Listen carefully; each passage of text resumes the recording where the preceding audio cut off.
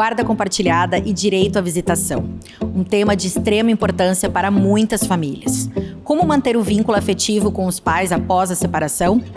Para entender melhor sobre o assunto, a convidada do nosso programa dessa semana é a doutora Clarissa Giacomelli, advogada especialista em direito de família. Fique conosco. Interativa 23 anos. Aqui tem gente, aqui tem vida, aqui tem Unimed. Grupo Felite, levando felicidade para onde for. LabMed, 60 anos em sintonia com a vida. Distribuidora Santa Lúcia, a energia de quem sabe onde quer chegar.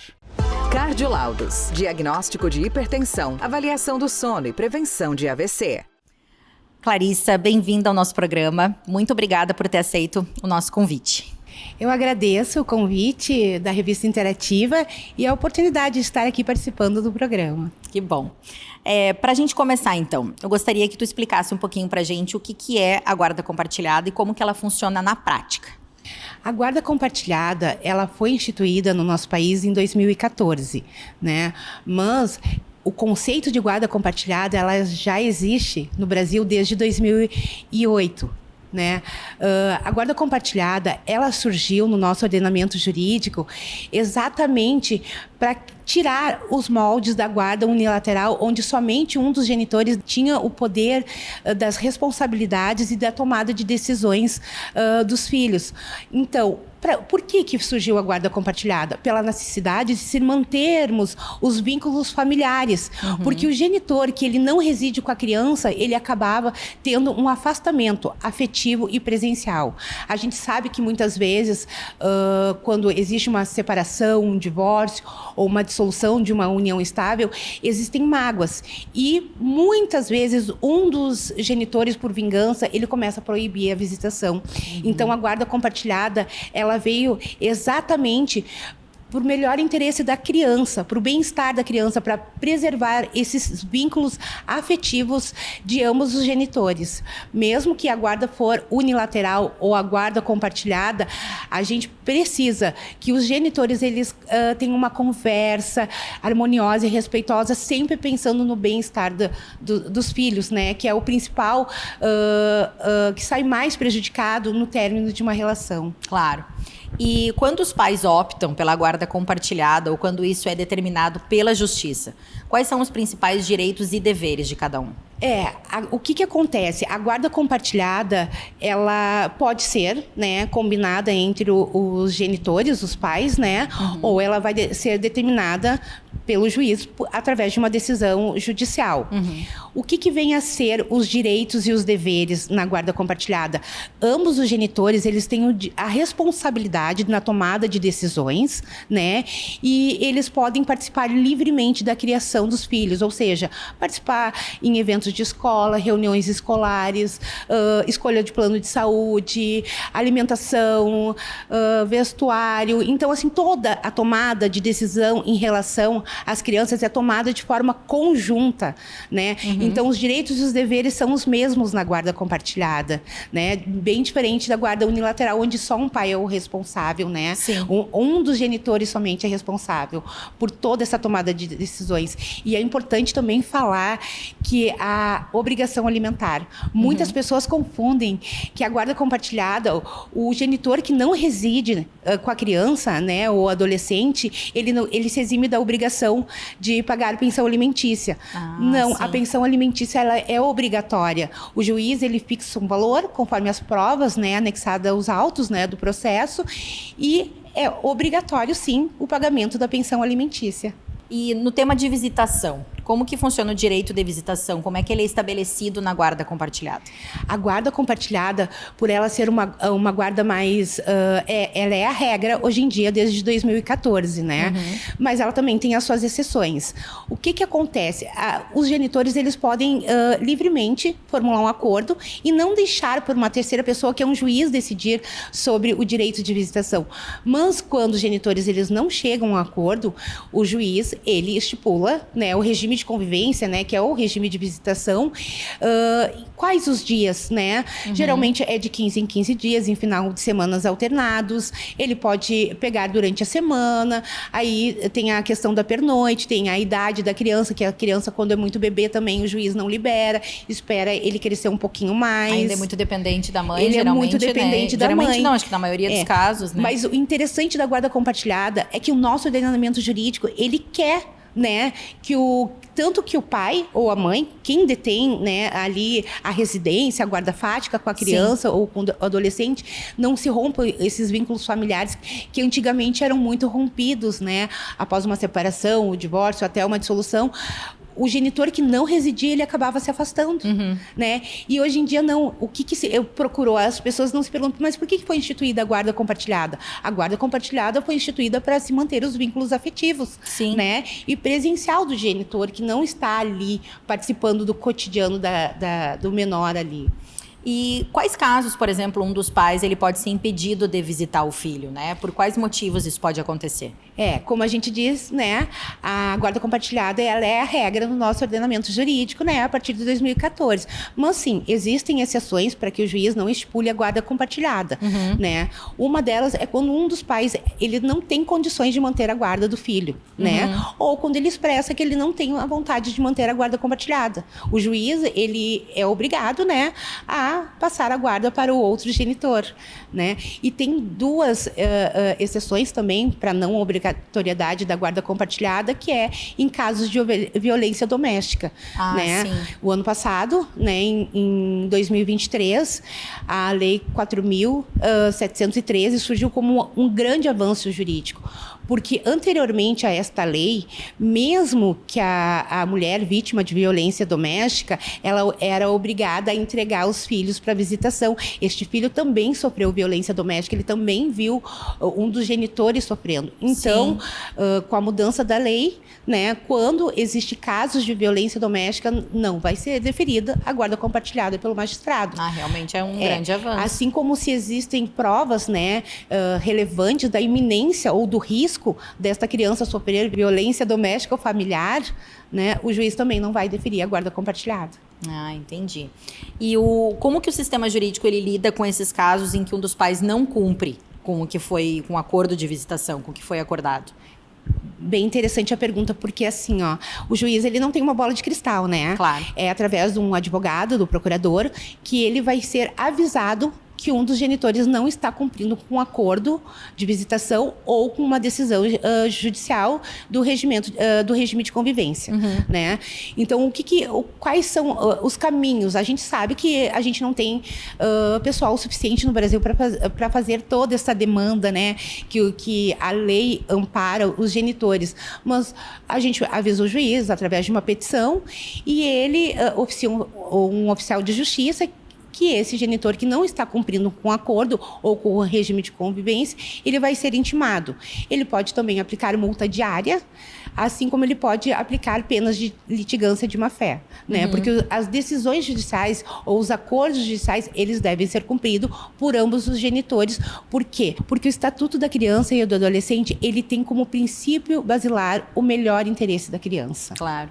Sabe? Então, é muito importante os adultos, né, pensarem sempre qual é o melhor interesse dos filhos, mesmo no término de uma relação. Com relação agora ao que a gente estava falando sobre o principal interesse da criança. E se porventura essa criança não quer ter o contato com um dos pais, né? Tem essa guarda compartilhada, tem direito à visitação, mas a criança não quer ter o contato com o pai ou com a mãe, né? Como que esse tipo de situação é tratado? Não existe na lei brasileira, né, um artigo, né, que obrigue a criança a realizar as visitas a um dos genitores, né? Mas o diálogo entre os genitores é sempre muito importante para que a gente consiga averiguar o porquê da recusa desse menor em não querer realizar as visitações. Muitas vezes, essa criança tem trauma por causa de uma separação, de um divórcio, de uma dissolução, de uma união estável, ela sofreu violência, que presenciou em casa, alguns né? abusos, né? Então, essa situação, ela precisa ser analisada e averiguada, né? Muitas vezes a gente sabe que os pais, né, não têm condições de procurar um profissional, né, para que faça esse acompanhamento psicológico, psiquiátrico no menor. Então, o que a gente, como operador do direito, a gente faz? A gente vai até o magistrado, né, e solicita uma ajuda de uma assistente social ou de uma psicóloga, né, nomeada pelo juízo, para que a gente consiga fazer, né, essa averiguação do porquê a criança está se negando, né, a ir na visitação. Manter o vínculo afetivo é um grande desafio para os pais, né? Pais que estão casados, muitas vezes têm dificuldade, então imagina após o divórcio, após uma separação. Quais as principais orientações que você daria nesse caso para poder manter esse vínculo afetivo entre pais e filhos? O vínculo afetivo é muito importante e é exatamente por isso que foi criada a guarda compartilhada, né? Para que esses vínculos afetivos eles não fossem cortados e a presença do genitor que não reside com a criança fosse afastada. É muito importante. Daí muitas pessoas me perguntam: doutora, mas eu não consegui pegar o meu filho essa semana na visitação. Não importa. Não importa que não consiga pegar o filho, mas ligue. Ligue diariamente, mande mensagem diariamente. Porque o término da relação foi entre os genitores. A relação de pais e filhos, ela permanece de forma inalterada e para sempre. Claro. Então, é muito importante esse diálogo, essa presença, porque o filho, ele não vai se sentir abandonado. Ele vai saber que o pai ama, que a mãe procura, sabe? Mas que a gente sabe que a correria do dia a dia, do nosso cotidiano, muitas vezes a gente não consegue ter o tempo. Mas pelo menos mande uma mensagem, ligue para essa criança, para que se mantenham os vínculos afetivos. A gente tem hoje, né, muitos meios para entrar em contato com os filhos, né? E é muito importante que os genitores eles tenham essa convivência harmoniosa e respeitosa. Por quê? Porque, de repente, o pai ou a mãe que não está com o filho, ele pode fazer uma chamada de vídeo, né? Essa criança ela vai se sentir cada vez mais próxima, né? Esse adolescente ele vai se sentir cada vez mais próximo. E a gente tem que cuidar da saúde mental dos menores, né? Porque, como eu disse anteriormente, o término da relação é entre os adultos. Sim. A relação de pai e filho, ela tem que se manter inalterada. A próxima pergunta até que eu estava pensando era justamente sobre isso. Os impactos que você observa tanto no jurídico como emocionalmente para uma criança que filhos nesse contexto de uma guarda compartilhada que não funcionou, que não tenha o contato com os pais, né? O que você percebe de maior impacto? O abandono afetivo. Né, é o principal impacto dos menores no momento de uma separação, do divórcio ou de uma dissolução de uma união estável. Porque, como eu disse anteriormente, a criança ela se sente abandonada, ela não se sente amada. E isso muitas vezes vem prejudicar o desenvolvimento escolar. Elas desenvolvem depressão, autoestima baixa, né? São vários fatores que, se os adultos soubessem, né, como é importante o convívio, né, dos genitores, porque muitos genitores, às vezes, por vingança, começam a proibir uma ligação, uma chamada de vídeo, uma visitação. Só que este impacto na vida do menor, ele é muito relevante e muitas vezes a gente só vai sentir futuramente.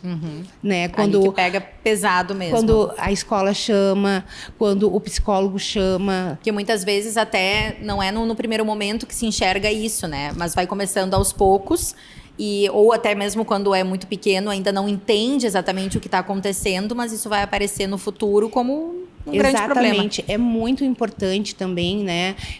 Eu sempre oriento, né, os meus clientes, mantenham uma boa relação, se não por vocês, pelos menores. Seja né? de respeito, de total, algo saudável, que seja, não é a questão muitas vezes de... se não conseguem ser amigos, né, que pelo menos mantenha uma melhor relação de respeito mesmo, né, e na frente da criança, fazer o possível para aquilo ser mais leve, né. Exatamente, e harmonioso, né? Porque a gente está falando de desenvolvimento de menores que serão os futuros cidadãos do nosso país, né? Então, se a gente quer que os nossos filhos tenham um pleno desenvolvimento, a gente tem que dar o exemplo. E o exemplo é mantendo uma relação respeitosa e harmoniosa com o outro genitor. E, Clarice, uma dúvida, falando do papel, né? Do casamento no papel ou da união estável. No caso, um casal de namorados, por exemplo, teve um filho e não existe casamento, não existe união estável, mas tiveram a criança. Como que funciona essa guarda compartilhada? É do mesmo jeito? Isso pode ser conversado entre o ex-casal, mas o casal de pais, né? Mas conversado entre eles, então, vamos organizar a semana, 3 dias para você, 4 dias para mim. Isso funciona de forma saudável assim, e aí, se porventura acontecer alguma coisa, procura a justiça para resolver isso? Como que funciona? O que a gente orienta, né? As pessoas geralmente a buscar uma orientação jurídica de um profissional da área. Por quê? Porque muitas vezes um acordo verbal ele não é estipulado por um juiz. Muitas vezes a pensão alimentícia ela não é paga corretamente, o direito de visitação não é respeitado. Então, assim, quando tem uma determinação judicial, é muito mais fácil com que a gente consiga fazer que ambos os genitores eles cumpram os direitos e os deveres em relação aos filhos. Né? Porque não impede que tenha um acordo verbal, mas pela prática a gente sabe que no decorrer dos anos este acordo ele não tem validade jurídica nenhuma e ele acaba na maioria das vezes não sendo cumprido. Principalmente sempre pelo bem da criança. Sempre pelo melhor interesse. Pensando que não existe nenhuma outra prioridade, não existe nada que seja maior do que o bem-estar dessa criança, né? Uma das dúvidas que eu acredito que pode surgir para os pais também, que pode ocorrer, essa questão de feriado, férias, finais de semana, né? Como esses momentos são organizados na guarda compartilhada? Eu disse anteriormente, né, que é um acordo. O regime de convivências ou de visitações, ele pode ser um acordo estipulado entre os genitores, ou caso eles não cheguem a um acordo, vai ser por determinação judicial. Mas eu vou dar um exemplo bem prático para as pessoas entenderem, né? Claro. Nós temos 2 tipos de férias. As férias de verão, que são as férias mais longas, e as férias de inverno. Por exemplo, se as férias de verão têm 60 dias, essas férias elas vão ser divididas de maneira igualitária para ambos os genitores. Certo. Né? Assim como as férias de inverno. Mas tem que ser 30 dias corrido para cada genitor? Não. Esta é uma combinação entre os genitores. A guarda compartilhada ela veio para deixar isso mais leve, para que eles possam conversar, para que eles possam manter os vínculos afetivos. Então, ela é importante, sim. O direito de visitação é muito importante. Em relação aos feriados, o que acontece? É muito mais fácil a gente explicar como é que funciona, né? Por exemplos, né? Natal. Se este ano o filho passou o Natal com o pai e o Ano Novo com a mãe, consequentemente o ano que vem se inverte. O filho vai passar o Natal com a mãe e o Ano Novo com o pai. Sempre mantendo anos alternados com um genitor ou com outro. Outra coisa muito importante é assim, não é a semana de visitação, mas é o aniversário do pai de um dos genitores, da mãe, tem uma festa familiar. É muito importante que se converse com antecedência e deixe essa criança, esse adolescente participar, né, de festividades da família, para que realmente não se cortem os vínculos familiares e afetivos. Esses momentos importantes. O que pode ser realizado quando um dos pais decide, por exemplo, mudar de cidade? Obrigatoriamente, né?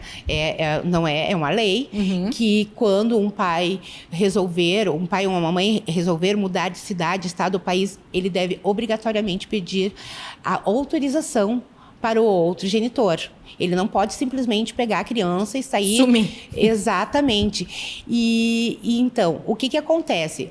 Existe uma autorização sob pena de tentativa de alienação parental, né?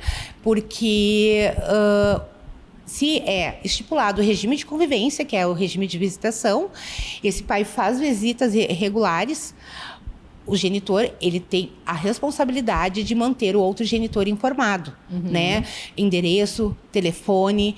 Isso serve também para as férias, né, escolares. O pai ou a mãe vai passar férias na praia com o filho. É obrigatório ter uma autorização do outro genitor. Sim. Né? Eu não posso simplesmente sair com meu filho da cidade e não avisar o outro genitor. Claro. Esta autorização é uma autorização legal. E aí o que acontece? No caso de recusa de um dos genitores, ele se recusou a deixar o filho viajar, mesmo sendo a semana de férias, os dias de férias do outro genitor. Existe uma ação que se chama suprimento judicial para a viagem de menor, né? Aí a gente junta as provas aos autos, né? Ali apresenta tudo para o juiz, que houve uma recusa injustificada de um dos genitores, né? E que o genitor gostaria sim de viajar, de tirar férias, de poder curtir aquele momento com o filho e muito provavelmente o juiz vai deferir, sim, né? É um suprimento judicial na recusa de um dos genitores. O juiz defere, sim, que este genitor ele tem toda a liberdade de poder viajar com o filho. Certo. E desde 2014, que você falou, né, que tem essa questão de guarda compartilhada agora, que ela realmente existe. Teve mudança? Você viu essa porcentagem aumentar de pais que realmente fazem parte da vida dos filhos hoje, que a guarda não é única da mãe? Uhum. Assim, a gente sentiu, sim, muitas mudanças. Porque a lei, as pessoas têm que se perguntar por que surgiu a guarda compartilhada no nosso ordenamento jurídico. Ela surgiu justamente para que se mantessem os vínculos afetivos e familiares.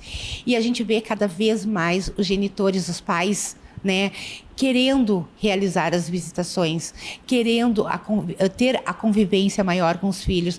E isso é lindo de se ver. Claro que a lei é nova ainda em termos jurídicos, né, mas que houve um grande aumento na procura e no fortalecimento dos vínculos de pais com os filhos.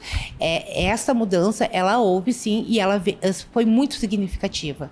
Que bom, porque agora a gente em 2025, então uma lei que tem 11 anos, né, vai fazer então de 2014 para 2025, que importante ter esse dado e realmente perceber essa mudança, né? E é uma mudança muito boa, né, porque, como eu disse anteriormente, ou era guarda alternada ou era guarda unilateral. E com a guarda compartilhada, onde a gente divide todas as responsabilidades. O nome já diz onde a gente compartilha, né, responsabilidades, né, e obrigações. É inevitável que o genitor que não reside com a criança, ele participe mais ativamente da vida deste menor, né? Claro. Então, a lei veio só para favorecer, né, esse vínculo afetivo. Claro que toda lei tem as suas exceções, né? Sim. Como eu disse anteriormente, casos de violência, caso é um caso, casos de violência doméstica, né? Mas a lei, ela surgiu justamente pela necessidade de se manter os vínculos afetivos, porque antigamente os pais se separavam, era como se o filho também tivesse separado dos pais, né? E aquilo é fruto de uma união. Exatamente. O casamento não é eterno, mas no momento que existe uma criança, que existe um filho, um fruto daquela união, não há como se separar isso, né? Existe, como a gente falou, as exceções, casos, mas muitas vezes muitas vezes não, acho que talvez, né, exagerando, errando, dizer 100%, mas quem se prejudica vai ser aquela criança no futuro, naquele momento, no presente e no futuro. Eu sempre digo assim, nós somos os adultos. Exato. Né? E nós somos os espelhos dos nossos filhos, né? Então, como a gente vai dar exemplos para os nossos filhos?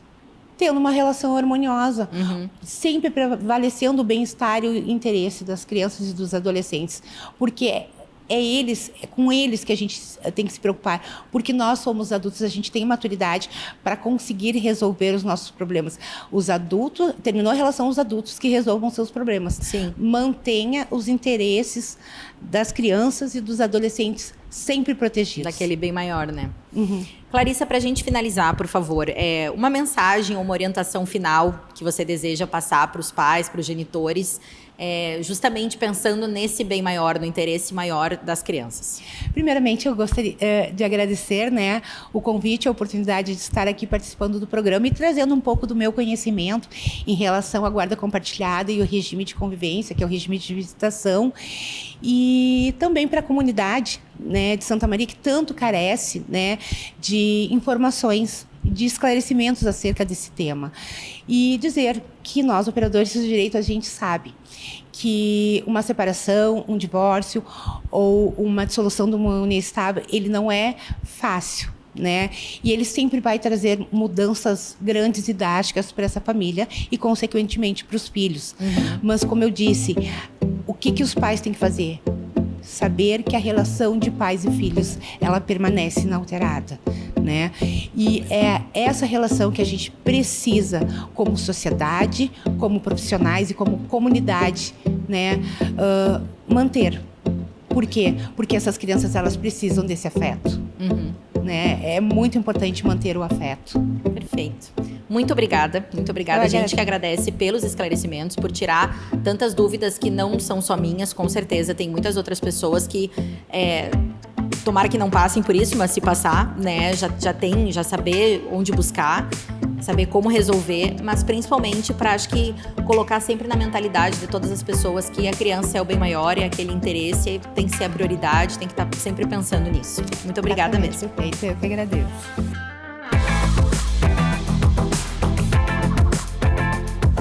Aqui tem gente, aqui tem vida, aqui tem Unimed. Grupo Felite, levando felicidade para onde for. LabMed, 60 anos em sintonia com a vida. Distribuidora Santa Lúcia, a energia de quem sabe onde quer chegar. Cardiolaudos, diagnóstico de hipertensão, avaliação do sono e prevenção de AVC.